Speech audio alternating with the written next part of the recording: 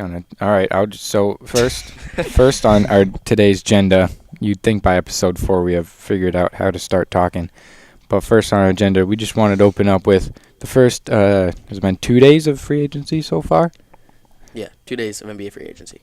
3. No, today's Wednesday. No, because it started on Saturday. Friday. No, Saturday. Saturday, Sunday, Monday, Tuesday.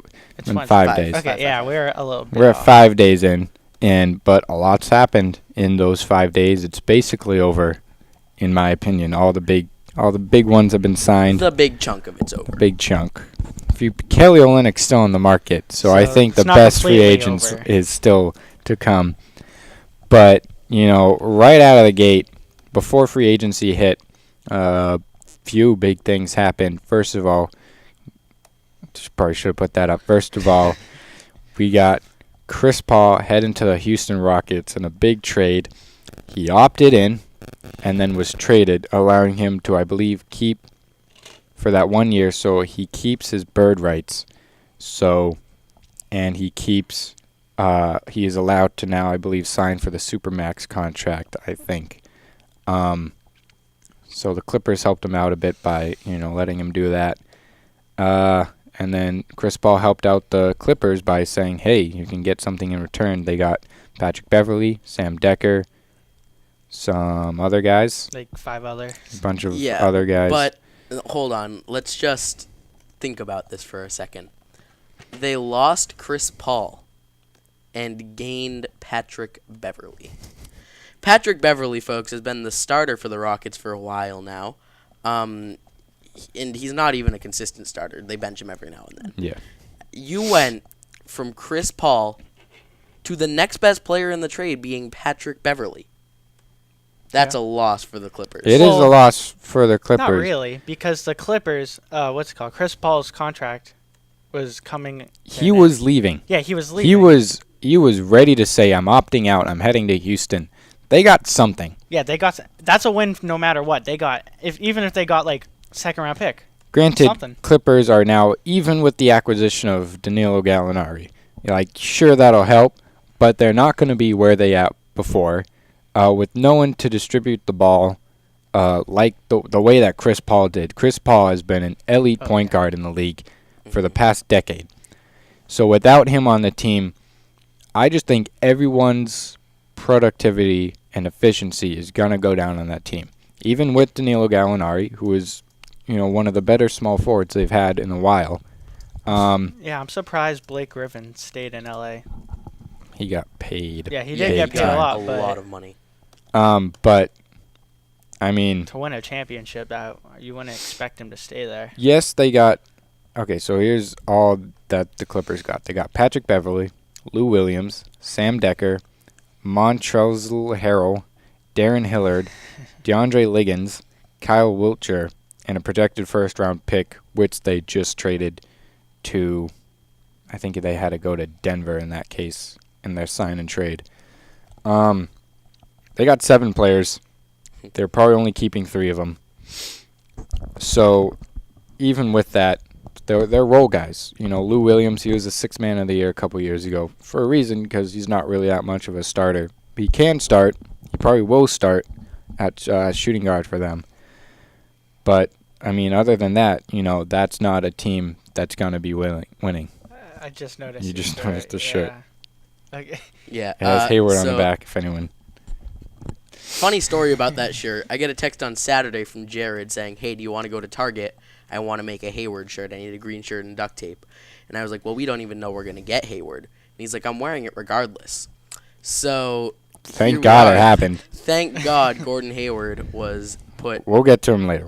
Yeah, so anyway, do you this is just a question thrown out for both of you. Do you think the Rockets can now, maybe even take over the Warriors now? No. Take over now. Hold on. Rockets take over the Warriors. Chris Paul's good. He's great. He's a great player. But him and James Harden, they're both great players. So they have 2 great players. But then that's kind of it. You look at who else they have on the roster. What are you looking for? We have to turn up our audio, me and Joe. You're fine. I think you guys are these ones. Hello, are we better now? Are we better? Yeah, okay, that was a Okay, yeah. better. Jeez. Thank God we have a Same. producer.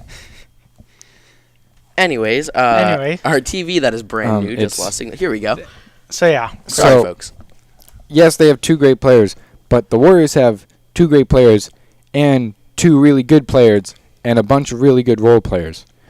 The Rockets, like, as of now, Chris Paul, James Harden, they're kind of it on that team. they have a bunch of shooters though. They had two people, and their Yeah, bench they is very they strong. just traded They had, well, yeah, I'm not saying they are going to be better than the Warriors, but I think they have a chance to at least contest the Warriors. They're an average team at best, and the Warriors average are way team. above They're above They're average. The Rockets right now are a They're good probably team. the second or third best team in the West. But- The Rockets have players who are above average, but as a team, I mean, trading all these players has to have taken a hit to their chemistry as a team. And their play style is going to have to adjust. Take a hit to their chemistry. I mean, Lou Williams was on that team for a year, I think. Yeah, he was on that Yeah, team for a I year. think so. Patrick Beverley, yeah, he's been a part of the team, so maybe I guess there's a hit there. you But get- Sam Decker, again, was on the team for 2 years. Like, this wasn't a team that has been together for so long, and all of a sudden, they're bringing someone from the outside.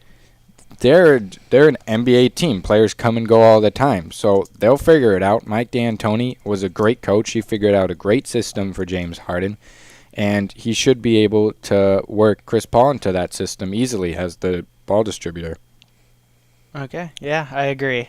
I feel like Chris Paul and James Harden will they're definitely going to be at least third in the series. Sorry. Yeah, okay.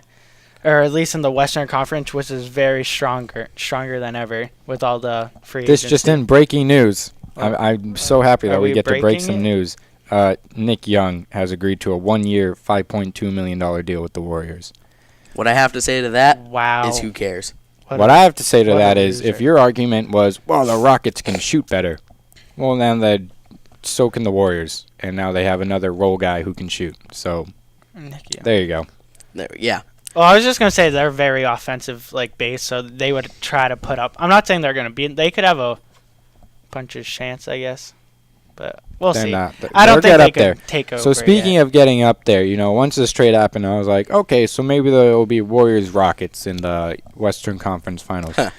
But then this happened, and now Paul George and Russell Westbrook, and you look, well, the Rockets, they're a really good backcourt, Chris Paul, James Harden. But now Russell Westbrook, the MVP, James Harden just the runner-up, so basically worthless. And Paul George, a really great basketball player, obviously came back from injury. Yeah. Amazingly. I thought he was down and out for good, Had an outstanding season. but he really came back. And so now this, I say it rivals Chris Paul and James Harden, because these are both great scorers. And Yes, not Chris only- Paul can score, but he's a pass-first guy. He gets Sure. 9 assists per year, every year. These guys are just through and through scorers, and And it should be fun to see. not only did this free agency move by Paul George. Yeah, what trade? It was a It trade. was a trade. It was a trade. My bad. Not only did this trade strengthen the Thunder, it weakened the Pacers by a lot. And the Eastern Conference. Yeah. Well, what were they? They were a 7th seed, right? Yeah. So they didn't make any offseason moves, so they weren't really getting better. I mean, I guess if Paul George had a better season, they would be better. I didn't know. I'm saying not only did they not get better, they got significantly worse because they lost George Hill also. Yeah, but say they keep George Hill. You lost the guy that, your you best lost the player. reason you The were backbone of your team. You lost the reason you were a playoff team at all I'm last just year. more annoyed at the first of what they got in return with Victor Oladipo, yeah. and what's the other guy's name? It was Sabonis Yeah, or whatever, which that guy. He's Doncic been in the Sabonis. league for a few years, but hasn't really done anything. And there's so many other the Celtics. There's reports that they were offering 3 first-round picks and Jay Crowder and another player. And how didn't the Celtics? I'm more annoyed that the Celtics didn't get Paul George. Because, okay, I'm going to defend Danny Ainge on this one. I was really angry. A lot of people were like, "Oh, Danny Ainge, you could have traded for." I'm blaming whoever the Pacers GM is. I forget his name. That's also true. Because Danny Ainge did a smart thing in saying, I'm not going to give you a Brooklyn or that Lakers pick if we don't have Hayward. Get Hayward, then get Paul George, and maybe we can figure out that Paul George will want to stay for us longer. But he waited out, and then the Pacers got impatient. I think the Pacers got impatient. They could have just waited and got a way better deal.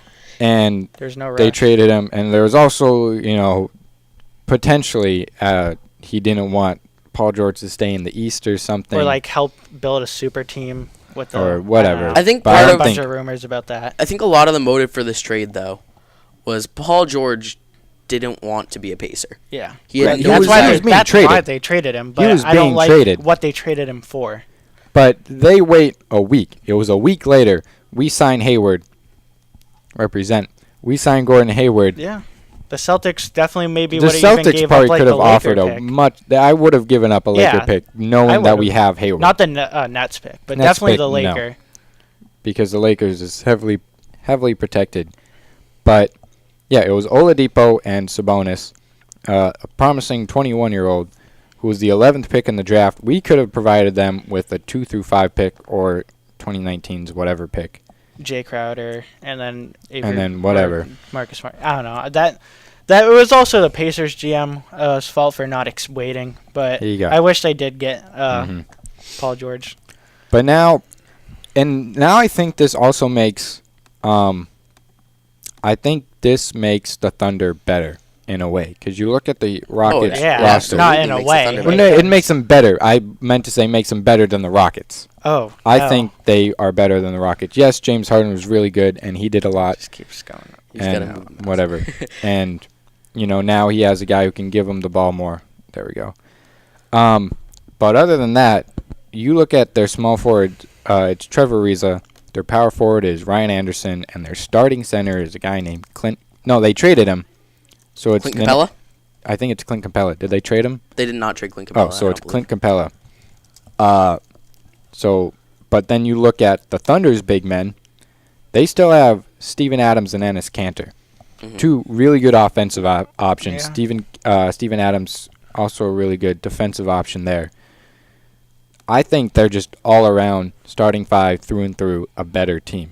I feel like this team is obviously a lesser version of the 2015-16 Thunder. Because they virtually have the same team. They kept the same team. Except no one KD for what's called Paul George. What's it called? Yeah. Yeah, what's his name? Granted, yes, KD is a much better player than Paul George. But Paul George is like the off-brand Kevin Durant. Yeah. Yeah. So I feel like they could be better, but no one's still contesting the Warriors. But in order to be better, they need Kevin Durant, and there's only one Kevin Durant. So doing the best they could, they got a good option in Paul George without really sacrificing anything. Yeah. They upgraded their shooting guard, so they traded Victor Oladipo, got George, and then they traded Sabonis with, sure, yes, he's a 21-year-old, probably going to be good at some point. He's going to be very good at some point. Maybe. At the same time, you don't really know, so, And for a 1-year rental, this also showed OKC also did this because they wanted to show that they want to keep Westbrook here. I forgot. Victor Oladipo was also worth more money. His contract was $21 million. Paul George was 19 or something. So they dumped cap as well. So they dumped some cap. George. And they had Oladipo for 3 more years after this. So the 2018-19 through the 2020-21 season. And how many years is George's contract? George is up after this. 1 year, yeah. So it's a 1-year rental. He has an option. He has a player option. He wants to say he's going to the Lakers, but we'll see at the end of the year. Obviously, he's only getting paid $19.5 million. He can get up to 30, I think. Yeah, in free agency, so he'll opt out.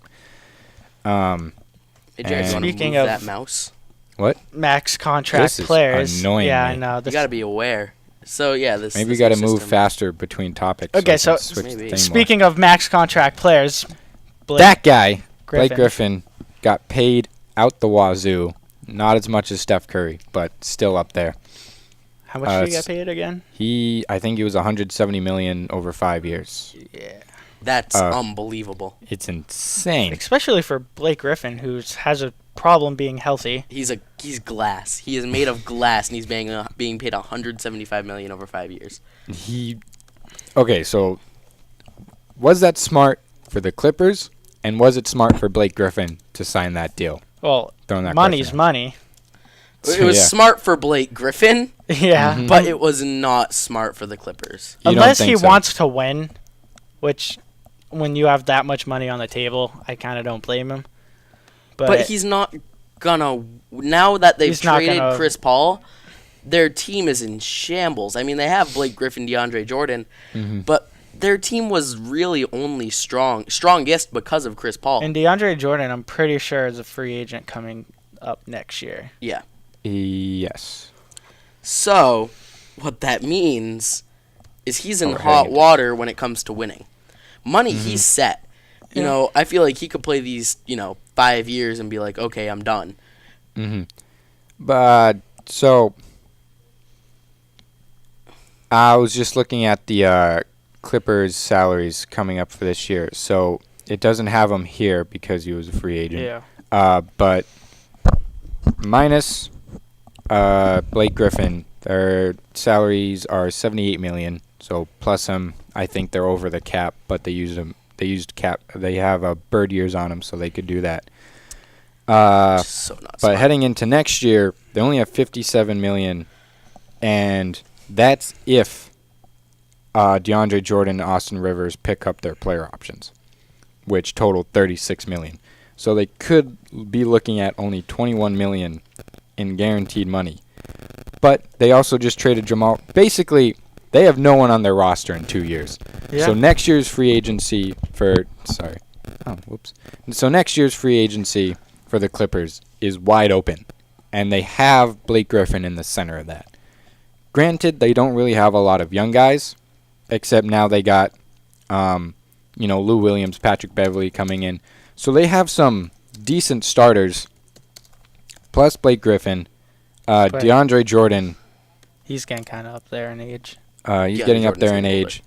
So now I'm just going to ask, do you think DeAndre Jordan takes the $24 million next year, or do you think he tries to get a better deal on the open market? I think it would be tough for DeAndre Jordan to get a better deal. He's a good player, but he's really only good for his height, getting in the paint, getting rebounds, and he's old. Know what he'd be a good team for? The Celtics. He would not I'd hate him. I don't want him. I do not. He has a bad attitude, unless he comes here for less than $10 million. Well, I don't know if we would pay him that much. But that's the type of player the Celtics need. Yeah. A rebounder, rim protector. We managed without him. Managed, not excelled. Again, if he comes wicked cheap, but he won't. Because other teams are probably willing to pay a lot of money for him. Or he says, I don't think I'm going to get this kind of money elsewhere, and picks up that $24 million option, which kind of handicaps the Clippers next year, because then at that point they're getting up there, reaching the salary cap. So, anyone else, any more insight on Blake Griffin and his contract? Poor decision by the Clippers. Smart decision by Blake Griffin. I think it was smart by the Clippers. It's 4 years, Keep your right? guy. It's 5 years. I think with probably the fifth year is an option. Yeah. So, I don't know. Maybe a bit much for Blake Griffin, but it's good that they're keeping him, I guess. It's a lot of money for a player who's been injured the past 2 seasons. And also, he's not even like... But he's their centerpiece. He's not the top player in the league, like Steph Curry, that deserves that type of money. Like, if they said, we're going in absolute, complete rebuild mode, and just said, Blake Griffin, we're not going to offer you a contract. Their only star is DeAndre Jordan, and star is a very loose term in that sense. No one's going to be interested in the team. They're like no one whatsoever. They lost both in this situation. They would lose both Chris Paul and Blake Griffin. By keeping Griffin, you at least keep some interest in the fact that you have this returning player who's been on your franchise since he came into this league. Yeah, I get that point. So you want to move on to the last free agent topic, yeah. I'm so happy that this happened. As you can tell with your shirt. Yep. Isaiah Thomas and Gordon Hayward is the picture, folks. And another subtopic that we'll get to later with this is I put in parentheses on our agenda, poor Jay Crowder. Boo-hoo. They are stacking. Like, Boo frickin' who, Jay putting Crowder. all- Oh, I'm sorry. We just made the team you're on better. He's upset because Gordon Hayward's going to overshadow him. Yeah. And that should get better. Be a better player, Jay Crowder. Then we'll maybe start paying more attention to you. Like, he's been a focal point on this team for a couple of years now. There's been many rumors. It's He's more like had he's been in the shadows. he's had opportunities to establish himself as a good small forward for the future. He's getting old. His numbers are kind of crappy. They're getting crappier. He shoots well, but that's because he's in a system where you get open looks all the time. So it was inevitable. If you suck in this league, you're going to get replaced. But And- suck Well, he's is a not strong terrible. He's a good player. pretty He's a good player. But Gordon Hayward. But we bring Gordon Hayward Yeah, on. I'm not You're- complaining I'm about sorry. Gordon We Hayward. need, like, Jay Crowder, if you're watching, and I really hope you are, I don't know why he give would us be. a but shout out if you are. Just tweet at us. But if you ever come across this, I forget where my point was because now I was thinking about the scenario where Jay Crowder's watching this show for some reason. But, crap, I legitimately have no idea what I was going to say. It was probably something along the lines of, oh, you were there when the Celtics got, screwed by the Cavaliers in that Eastern Conference Finals. You were there, yes. You played, and you guys lost in 5 games. We needed the help, so it was inevitable that we're getting someone. Sorry that I had to be in your position. Sorry that you're not better than him. But you pick up the free. It's the best free business. agent. It's the business. But can we play Jay Crowder at the 4 spot? He can't. So Jay Crowder, if you can play at the 4 spot, You're you're fine. gonna see some minutes there. But this is my You don't even know problem. this camera works. That all their small forwards, whichever camera, all our small forwards, we have Jaylen Brown, and we also just drafted Tatum. Yep, and now we have Jay Crowder, and now Hayward. So we're putting literally all our best all our young prospects. First off, we definitely need to trade Jay Crowder now. You think we definitely need to 100% Yes. trade There's him? no scenario where Jay Crowder stays on our team. He's not going to get re-signed because he has a pretty good contract now. Like, they need to get rid of him. Maybe for the 4 spot, or because we definitely need a rebounder for this team. That's the biggest problem. For Gordon Hayward in his position, he is a pretty good rebounder, but we still need Al Horford for being a center is not getting the rebounds that he should. Yeah. So But also, Jay Crowder, will he play to the same quality with Gordon Hayward on our team? He's very upset that we signed Gordon Hayward. Again, we don't know that for a fact, but boo-hoo. he was very upset last season when the fans cheered him on at the Garden. Yeah. he was also upset. He was liking fans' tweets. Did you hear about this? Yeah, he was liking the hate mail that he was getting. Ooh. Fans' tweets on Twitter saying I Yeah. hope Jay Crowder gets traded. Okay, I was listening to some sports radio, and they likened it to when David Price came to the Red Sox. David Price and David Ortiz, division rivals. They didn't really like each other, but for one season they figured it out. Jay Crowder, that beef, they don't even play each other that option. They don't even on a personal level hate each other. I think just Jay Crowder just hates the idea of not being one of the most valuable Of players. replace. Gordon Hayward. So they can definitely play together. They can figure it out for Well, 1 they can year. play together. Absolutely. Brad Stevens can figure it out for 1 year, or just in a system. But as for they need to trade Jay Crowder, They do. we're not paying him that much. We have him for 3 more years. I mean, I guess if you're gonna sell him high now. But he's also a strong player, though. But he's a good player. If he's that cheap, Many for teams are $7 million interested in for him. $7 million per year, you're not going to get value in the type of player because he signed that contract before the big salary cap boom, before everyone got paid. So that's one of the few, good players, low salary contracts left. And that's why it'd be perfect to trade to bring this team to the next level and bring another superstar so they can take over the Cavs and maybe even contest the Warriors. We aren't going to trade Jay Crowder for a superstar. Well, I'm just saying you could package him maybe like Marcus Smart or Avery Bradley, like people have been discussing. The problem is who's left for us. Yeah, that they would have to like. Oh shoot, I saw this. We can't become weaker in some places and stronger in other. Like we can't lose our forward to gain a guard and then expect to be good because we've lost our. We already have we have 3 small forwards. Even if we trade Avery Bradley, Marcus Smart can play the 2. Yes. Even if we trade Marcus Smart and Avery Bradley, there's someone on the roster that can do a fine. That's not good. The Celtics bench is very deep. Like Marc Gasol. No. I would. For like 3 years ago, when people were like, "Oh, they might trade some of their assets they've been collecting," I would have been like, "Yeah, let's trade for Marc Gasol." But it's been 3 years since I've made that thought, and Marcus Smart has gotten 3 years older. That's what they were talking about on 3 years crappier. It's been reported that keep an eye out on him for a trade during the season. But that's when the whole "what have you done for me lately" comes into play.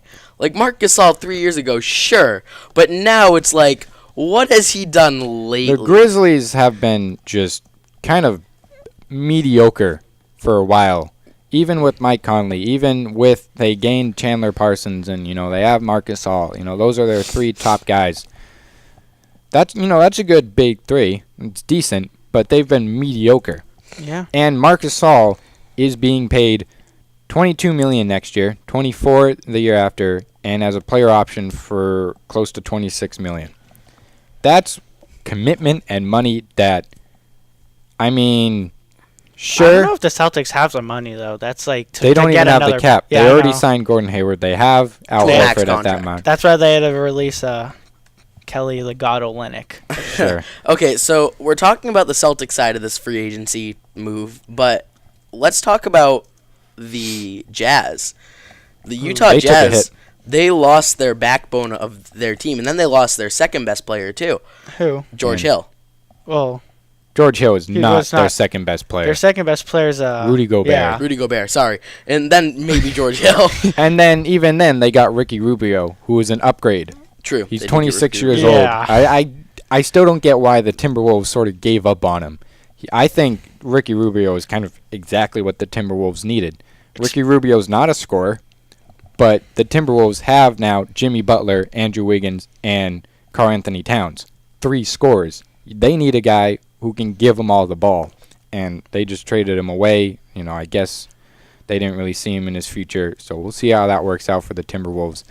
But for the Jazz, granted, having Ricky Rubio and Gordon Hayward makes that better. But even still, Ricky Rubio is a better point guard than George Hill. And also the Heat that were also one of the target places for Gordon Hayward. That's a problem. But anyway, Gordon Hayward, the Heat are they have nothing now. Well, that was their last hope to at least contest in the East. Goran Dragic? They didn't really. They're nothing. Nothing. If they can do what they did in the second half of the season, for 82 games. Which everybody was talking. That's all they were talking about. That's all they're like, we're really good in the second half of the season. Well, be good in the first half of the season, too. And then maybe you'll see some results. But, yeah, the Heat, they didn't get better. They didn't get worse. Yeah, they didn't change at all. They didn't really. They have the same team. And if Which isn't going to get them anywhere with all these moves that are happening. Maybe they can keep some momentum. But, again, the East is wide open. Which is remember. Yes, the Cavs and the Celtics and sort of the Raptors are good. And they're going to be dominant overall. And those are probably going to be the top 3 seeds. Also, but it's a wild card. 5 other seeds in the playoff spot that's up for grabs. And then this is when I predicted last week that everyone thought I was crazy when I said the 76ers could make playoffs. And now, especially with all these moves with players going to the Western Conference, they have a great shot at even definitely making the playoffs now, 76ers. If they can get it going, I can definitely see it. I'm predicting at least, or at most 8 seed, maybe even 7th. But that's pushing I'll go into anaphylactic shock if they get 40 wins next year. They can make play. What? How bad They're the too East young. is now? They're too They're young. too young. They're too inexperienced 2 with years. each other. Give them a few years of playing together when everyone doesn't have an arm falling off. And then, maybe we'll be like, okay, yes, they're growing. They've but been right making now, a bunch they've of been great stagnant. moves. What else? Who else did they sign? They signed the J.J. Redick. Redick, yes, which is another great move. Whippy. He couldn't win with the Clippers. What makes you think he's going to win there? Why not? J.J. Redick is a good shooter. Because Markelle Fultz is not Chris Paul. Because he trusts the process. That's And why. The Joel Embiid is not Should have been Rookie of the Year. Blake Griffin yet. No, You shut up, sound Joe. just like somebody from Philadelphia. They're like, oh, you got to trust the process. The process that's been happening for, 50 years? And it's not Granted, 50, like 5. It's kind of worked. And it has, because They now they have a these young great core. young potential, Yes. but it's potential. Potential means nothing when you're trying to win an NBA championship. If you make playoffs. I don't know. I'm not saying they're going to win what's it called? Like the Eastern Conference Championship. I'm just saying like first round and like get knocked out. But anyway. Anaphylactic shock if they get 40 wins. We can go on to the next topic. Which You want to shake on that? Or next topic, moving on from free agency, we committed a lot of time to that. But recently, a bunch of people have been, Adam Silver has even discussed getting rid of the one and done and not requiring high school seniors to commit to a college. And Mike Krzyzewski of Duke fame has proposed, sort of just threw it out there, that either draft kids out of high school or make them commit to 2 years of college. And so if that happens, obviously that would end the one and done. But do you see Adam Silver essentially ending the one and done? No. Why not? Why not? Because Adam Silver really doesn't make too many changes. Plain and simple. It's harder than it sounds. Not really. He just has to kind of sign something. Yeah, and then that's just kind make of it. It's not that hard. I don't know. He doesn't even have to get the NCAA's approval. Yeah, he just has to say, "Hey, NBA teams, you can't draft college freshmen," and then that's kind of it. Yeah, that's all he has to say. But also, with the one and done rule, I don't think that if you're just in college for a full ride on basketball, why bother going through all 4 years? He's not saying all 4 years. No, he's saying 2. Saying at least 2 years. So because there's many problems with just one and dones. First off, okay, can I call timeout on a second? According to Basketball Reference, one of Isaiah Thomas's nicknames is Pizza Guy. Have you ever heard anyone call Isaiah Thomas Pizza Guy? I heard him called the little guy. The little guy, yes. King of the Fourth, yes. Pizza Guy?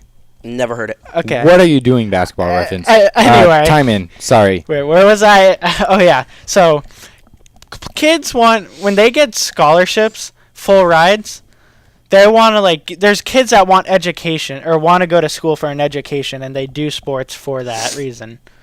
And when you have the chance making the NBA, you're basically taking away that scholarship from someone else who could, when you already have the potential to be in the NBA, you're taking it away from other students that want an education. And not just that, this draft, I saw this on I forget. I think it was on ESPN, but I forget who brought it up, that the rankings from high school players into their freshman year of college, they pretty much stay around the same. So it's not when you make it to a higher level, you progressively go up or down a lot. You basically are around the same ranking that you were. So it's not going to make a difference for the ranking, and it's just saving college's time, and also there's more scholarships to give out for people that want education. And another thing was there's a whole compensation issue where if you're making kids who are already NBA talent as high school seniors, if you're making them wait a year to get paid that, whatever $1 million signing bonus and, whatever your contract is for I think Lonzo Ball's is $6 million for the first year, and it's just by the end of it, he'll probably be getting paid $10 million a year on just his rookie contract. So if you're forcing kids to wait a year, a lot of kids, there's some of these city kids that, didn't really have a lot. So, like, now you're just forcing them to wait a year. That year they're prone to injury, where if you just make them wait that another year, boom, they're injured and then they're done. And then, they lose their chances of making millions of dollars. Mm-hmm. But then what's the second year going to do for them anyways? It keeps them in college for 2 more years. Or it keeps them committed to a team first off. If they're good enough to make the NBA as high school seniors, get them out of there. But if you're not, then you're developing talent for 2 years, and you're creating, educational opportunities, and you're making NCAA basketball exciting. What's the point if Kentucky and Duke face each other in the March Madness finals 4 years in a row if the starting 5 is different in each year? It's just not that exciting. You go back to, obviously none of us were alive back then, but say like in the 80s or the 70s or 80s where, the same top talent in the nation are fighting each other again, tournament after tournament, and it's exciting. And you see, Jim Valvano's, North Carolina State, trying to beat, Ralph Sampson, 4 years in a row, and it gets exciting, that rivalry year after year. If you have one and dones, whippy, Kentucky, Kansas, great matchup, yes. Good coaches, yes, but the talent on the floor is not the same. But then, at the end of the day, though, this is such a common thread, though, with all of these topics. At the end of the day, the NBA and the NCAA both function as a business. Yes. It's a game of, like, tactics, and it's a game of, with one and done, if the players are going to the NBA after that year of college, then they're making money. And I don't think that they care about rivalries, per se, if they're going into the NBA. Well, it's not the kids. It's more of, like, the fans is what Jared was trying to say. Because, like you said, it is a business, and you want to keep the fans engaged, if that's what you were thinking. Yeah. But one and done's been a thing for a long time. Like LeBron James, he came straight out of high school. Mm-hmm. He came Worked out for him. Yeah. Obviously, he was one of the. He was Obviously, the highest. You can't compare him to everyone else. Yeah. But still, again, if they're good enough to come into the NBA right out of high school, and there are few, right now I think it's like just LeBron James, but even a few years ago there are few, people that actually got drafted out of this, and so you're not going to draft a high school senior just to now I can draft a high school senior. If he's ready, and he'll be drafted. If not, keep him in college and make him work and let him develop as on the collegiate level. All right. Any last words for this topic? I think I'm all. No. All right. I'm all So set. now you want to go on to the summer league game, Boston Celtics, Jason Tatum versus Markelle Fultz and the 76ers. Yeah. Yeah, we don't have a slide for this one because I threw it in last minute, but. So do you want to? All right, you. Yeah, I'll talk on it. Give your take. I think it was kind of Jason Tatum's big middle finger to people who think that it was a bad idea that the Celtics traded down. The Celtics won the game by 1 point. I believe it was a 1 point. You got the game winner. You got the game-winning shot. With like 7 seconds left. 7 seconds left, and Markelle Fultz and Jason Tatum both started in the game. And Markelle Fultz and Jason Tatum both played very well, but I think Jason Tatum really wanted to have the last laugh in that situation and be like, hey, I wasn't drafted first overall, but I'll still make a statement. Mm-hmm. And, I don't think there's too much discussion to come into this topic, but it was a very exciting game for Summer League. Like, usually Summer League games aren't that interesting. But I didn't watch it. Yeah, so I just watched I watched the highlights. I saw the stat sheet. yeah. Pretty nice. +7 for Tatum and like -12 for Fultz there. Yeah. So it was nice a good number game. 1 draft pick, Philly. Trust the process. So you just got to think, maybe we should have faith in Danny Ainge and all he's doing. Of course we should have faith in Danny Ainge. But a lot of people tend to lose that faith. A lot of people did, and if they didn't sign Gordon Hayward, all of us probably wouldn't have trusted Danny Ainge saying, "What is he doing? He didn't get one player." I know the situation is that we did sign him. Yeah, but if we didn't, and it's easy to say. But if he didn't, I'm still trusting Danny Ainge. I was freaking out when there was yesterday. I was like, I don't know if I can trust him still. Worst case scenario, yesterday we don't sign Gordon Hayward. Worst case scenario, we keep an Eastern Conference Finals team intact, and we still have Brooklyn's pick, the Lakers' pick next year. Be in the same situation we've been in for the past 2 years.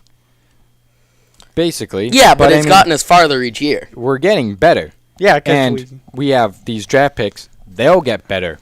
And then, in 3 years, once Horford's contract run out, and once, whoever's contract run out, we'll have cap space and young talent and the ability to re-sign them and sign other proven talent.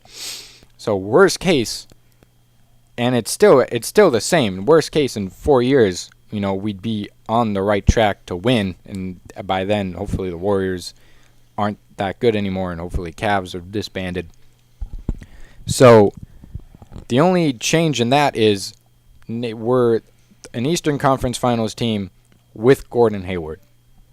And I don't think that changes the long-term plan. I think it does. I don't think it. We're not trying to win now by a long shot. Yeah. By the fact that we didn't trade the Brooklyn pick and Lakers pick for Paul George on the 1-year rental. But he's still a 4-year deal to build. Like, even if we do lose, like, Isaiah, like, he's still, or Gordon Hayward is still a player that we can still build around for our younger talent. The Jazz were building around him. Yeah. So now we can. Poor guys. Sorry, Utah. Have they ever won They haven't won a championship. I don't believe so. Maybe. But, John Stockton, Moses Malone back in the day. That must have been exciting. Yeah, but for not winning a championship, that's a nice consolation prize. I think us Celtics fans are just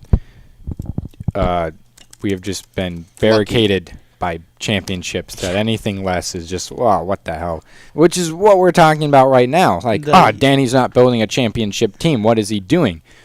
Pump the brakes a bit. We're in the Eastern Conference Finals 5 years after going into complete rebuild mode. So, to interrupt you, the Houston Jazz won 2 championships, but Utah has never won. So there you go. No, that's not true. Houston beat Utah. Oh, Houston won 2. Houston won 2 NBA championships while defeating Utah along the way. I said that wrong. So the Jazz have not won. Yeah, no. Oh, sorry, Jazz. Anyway. I don't know. I said the Houston Jazz. But anyway, keep going. So, again, we're 5 years from complete rebuild, from trading Paul Pierce, a longtime Celtics, Kevin Garnett, who we traded a lot to get. Ray Allen left earlier. Screw that guy. Then we traded Rondo, and we were trading everybody. Like, at that point, Avery Bradley was not safe on the team. And, he solidified himself a bit. And unfortunate to say he's not safe on this year's team anymore anyway. But, Avery Bradley is the one player that made it through that rebuild up to this point. And that was 5 years ago. 5 years ago, the 76ers were in the midst of, trusting the process. They were finally like, all right, we've sucked for so long, we're going to really commit to sucking. We had just been a winning team. And then we missed the playoffs. We missed the playoffs for 1 year. We were without Celtics basketball, playoff basketball, for a whopping 1 year. There are franchises that haven't been there in a decade. And Danny Ainge turned around and went, I'll make this a playoff team again. And in 2 years, we were back. We lost in the first round. Next year, we lost in the first round. But still, he's done a great job at rebuilding. We have young talent and a good core. We're only going to get better. We just got Gordon Hayward. We're only going to get better. You just don't want to sit on all the assets that you have. But sit on them turns them into good players. But sitting on all those players, all these good players, you're going to lose the picks later on in the future. Or, let me say this. You have great talent now with, Isaiah Thomas and Al Horford. And you're kind of, if you want to build for the future, you're kind of wasting their talents now when you have a shot to when you have the assets to bring this team all the way up to like a super team. We aren't wasting their talents. Just because we didn't win, we didn't waste the talents. We're using wasting them. We're getting them.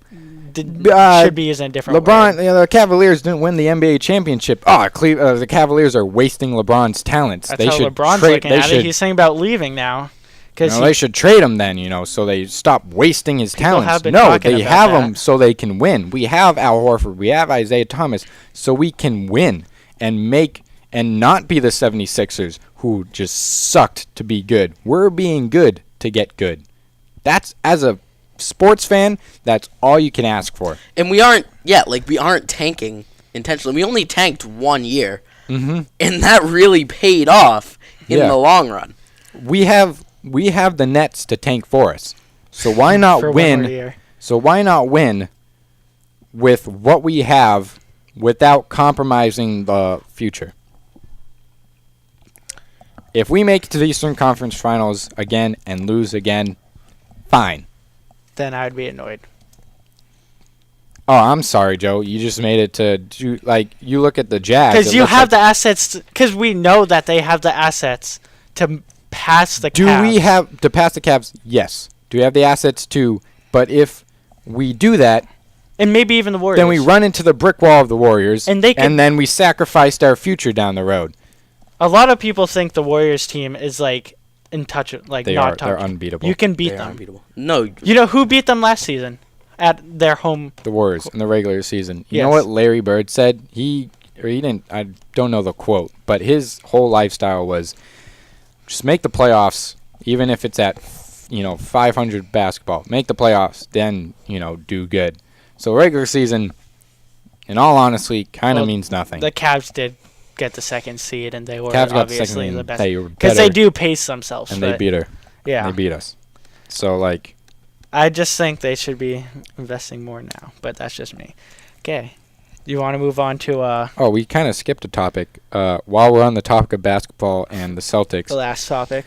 Kyle Lowry of the Toronto Raptors and still of the Toronto Raptors got a contract of 3 years and $100 million.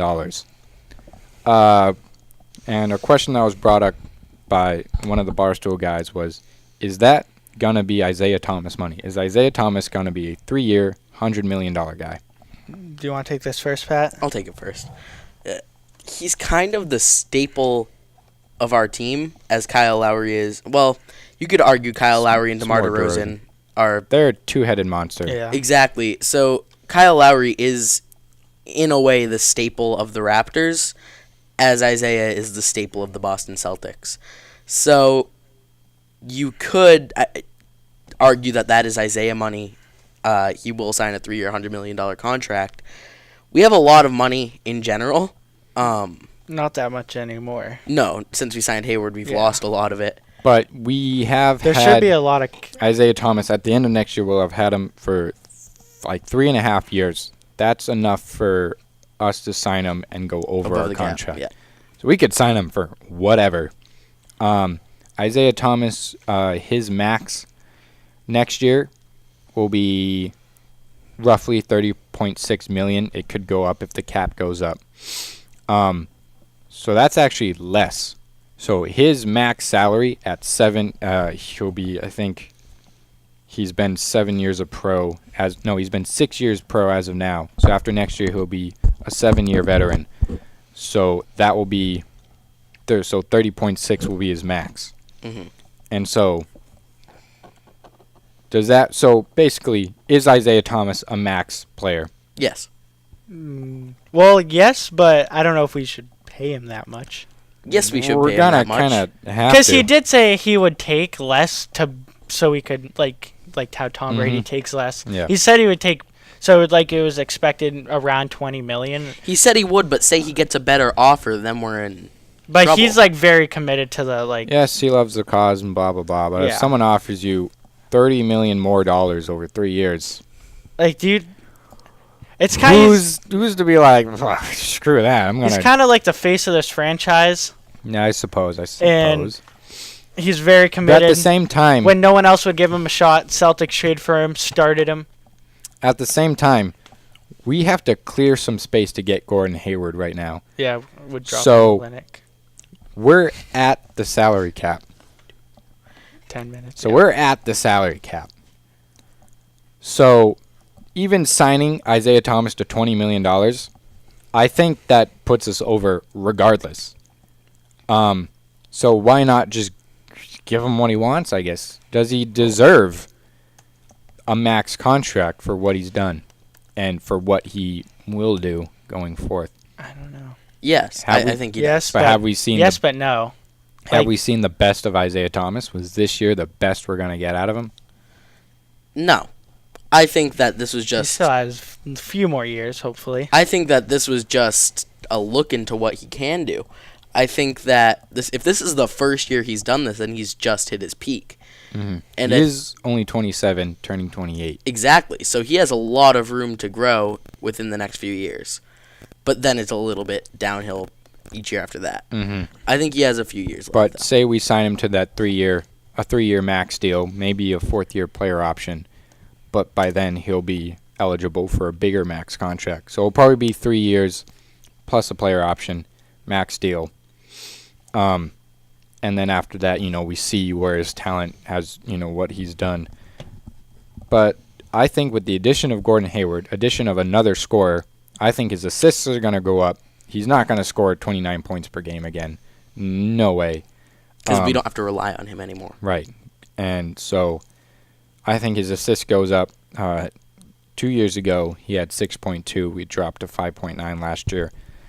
So maybe that heads up back into 6, maybe 7 assists per game. But I think, you made a good point. He's only 28. He's going to get better, hopefully. Or he's peaked and he's going to ride this plateau for a little bit. Next topic. Let's just give a quick shout out to the Boston Red Sox, who are still first in the AL East. Oh, we're doing this Over- one? Yeah. Which one are we on? Yeah, we're on that. Let's- Or what else would we be on? Celtics or the thing that Sammy Watkins said? Let's forget the thing. So we were supposed to touch We on... can just go over it quickly. Quick point. Sammy Watkins said that, the NFL needs some big contracts like the NBA. Can I just start and go for do it. my Just- take? Yeah. Sammy Watkins, first of all, you really can't. The NFL has a lower salary cap than the NBA, and it's a hard salary cap. So I think it's $94 million. That's a hard $94 million divided amongst 52 players. You can't give one guy 40, or what is it? What's Steph Curry being paid? $40 million a year? 40 million. $40 million per year? 6? I Yeah, don't over know. 5 years, I think. So you can't pay a guy $40 million and then still fit 51 other guys on the contract. Like Derek Carr just got paid 20-something million. And Everyone I was was like, what? and the owner of the Raiders nearly had a heart attack trying to sign his checks. So you really can't. And you look at this graphic, those 3 guys getting paid as those like 20 quarterbacks. Sure. But it's a different league. Know your league. The NHL, like a big contract They is get- $8 million yeah, a $9 year. million. Like that's up there. So know your league. Know you're not going to get paid $30 million, especially for a wide receiver. Like NBA, you play offense, you pass, you score, you rebound, you play defense. Like you're there on the court for, if you're a starter, you're there on the court for like 3/4 of the game plus. If you're a wide receiver, in the case of Sammy Watkins, you catch the ball, and then once you've caught it, you run the ball. And that's not deserving of 30% of the team's salary space. And that's an editorial from Jared Colbert. Yeah. On to our Pretty next much. topic. So unless the NFL gets like Higher cap. $1 trillion TV deal, that cap's not budging much. Yeah, it's just mostly that they have way less, or NBA, you only have to pay few players, Yeah. and the, what's it called, NFL, you have to pay 52, so. So sorry, Sammy. Anyways. If that editorial had a title, it would be "Sorry, Sammy." All right, so Red Sox now. Just a quick little shout out. Boston Red Sox, first place in the AL East. I, as an avid Red Sox fan, I haven't nearly watched as many games as I should have, but this is exciting. Like, Well, we did it last year too, didn't we? yeah, we won the East, but we were And kind of lose. struggling early on this season, and the They Yankees the Yankees were ahead of us for the entire season leading up to when we just overtook them. But we've had the largest lead in the East for the season. We're 4 games ahead of the Yankees. We're on a 6-game win streak. We're 8-2 in the last 10. In our last 10 games. This team is never going to lose again. That's hard to say in a schedule that's 162 games. Yeah, I think that. But I think if they play this type of baseball for the rest of the year, if they play 500 ball for the rest of the year, they're still 14 games above 500. So they have to lose 14 straight for them to be, on the fence there. But that's not going to happen. They're doing really good. They're playing well at home, 25-14 at home. Yeah, and now we have 49 wins. That's second in the American League. And 4 teams have more wins in the National League. So we're like 6th in the league. Which isn't bad. Solid. And they're only doing better. Again, 8-2 in the last 10. If they keep that up for a little bit, ride some of the momentum through the All-Star break, I say they have a shot. They lost in the they didn't make it to the ALCS. They lost in the division round to the Indians. Mm-hmm. I think they can definitely go farther. It was iffy. Sure. It was iffy when they were fighting for a wild card spot. But now that they've kind of solidified themselves as a AL East leader for the time being, I predicted that the Nationals was going to win 2 episodes of this ago. I might have to change my prediction based on how the Red Sox have been doing. Yeah. Okay, so we're going to go a little bit over time, and our producer's going to get mad at us. But on to our last topic of the day. The MLB All-Star Games rosters were released for Home Run Derby and the game itself. This is exciting. I don't follow the MLB too avidly, but I love the All-Star Game, and I love the Home Run Derby. Yeah, especially Home Run Derby. It's so much fun. Home Run Derby, with last year's changes, with the timer, that made it so much more watchable. Yeah, really. And the fact that Red Sox have 3 All-Stars, maybe 4, is exciting. Yeah, and so I definitely want to pay attention. So when we look at the teams for the All-Star Game, we'll see that there's a lot of people from certain teams and then a lot of teams who got snubbed. The LA Dodgers are angry that none of their players... They had a few. Obviously, I believe Clayton Kershaw's in there. He's the starter for the National League. But they had, some rookies. They have Cody Bellinger as a reserve, and Corey Seager are both reserves. So they're not starting, but they're on the team. Mm-hmm. And, maybe Yasiel Puig has done enough to be a reserve potentially. But, I think the starters for the National League, they're who they should be. Bush Posey catching, he's been like the starter for the past 3 years now. Yeah. It's hard to come across a great catcher, though. So. Yeah. Zimmerman, Murphy from the Nationals at first and second base. Nolan Arenado has been doing great for the Rockies. Zach Cozart, kind of more of a surprise name at shortstop, but there isn't even another shortstop on the there's Corey Seager. So, maybe Corey Seager could be starting there. But then the outfield of Harper, Blackman, and Ozuna. I mean, Dodgers can't be that mad. Yes, they have really good players. Yes, they're doing pretty good in the MLB. But there are better players out there.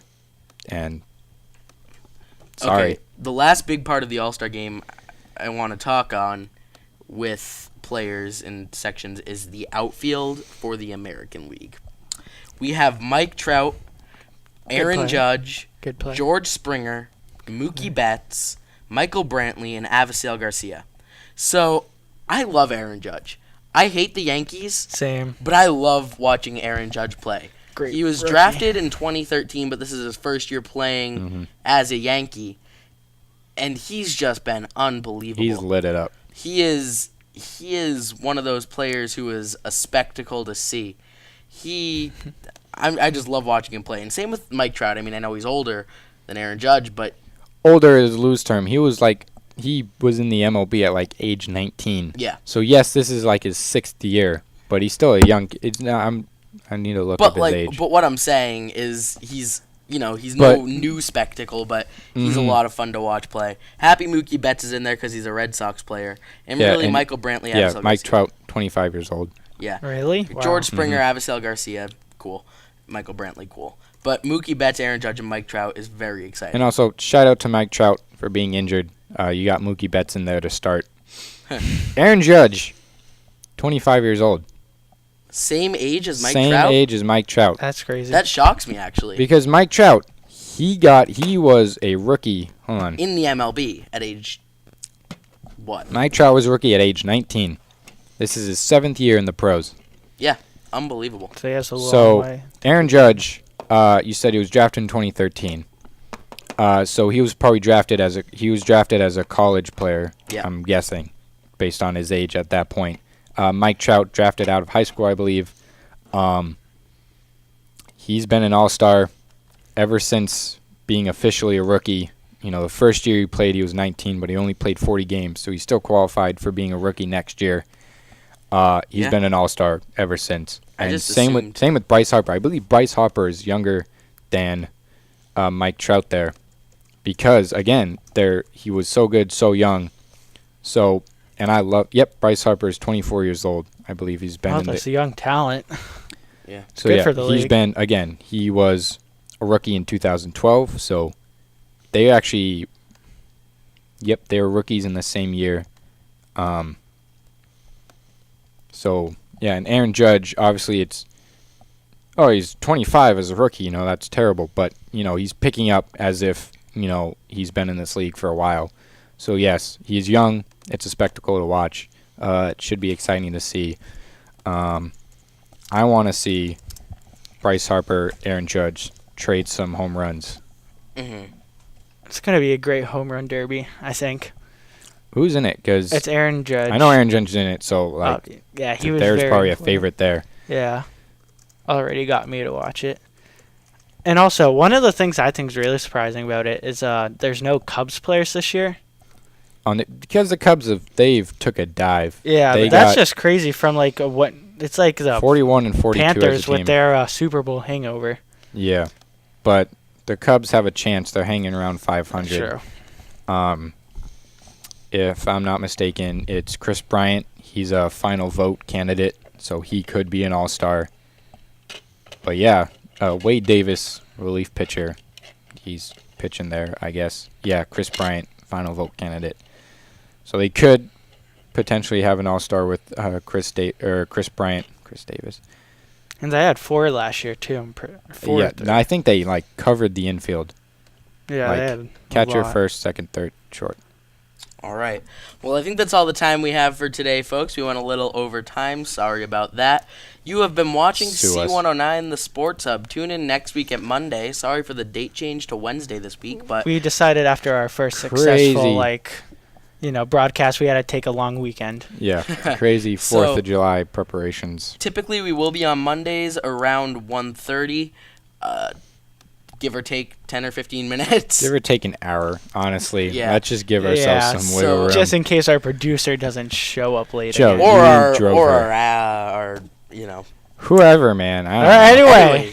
Anyways, thank you for tuning in. This has been C109, the Sports Hub. I'm Patrick Fortuna. I'm Jared Colbert. And I'm Joe Cautela. Thank you for watching. Because we just have to...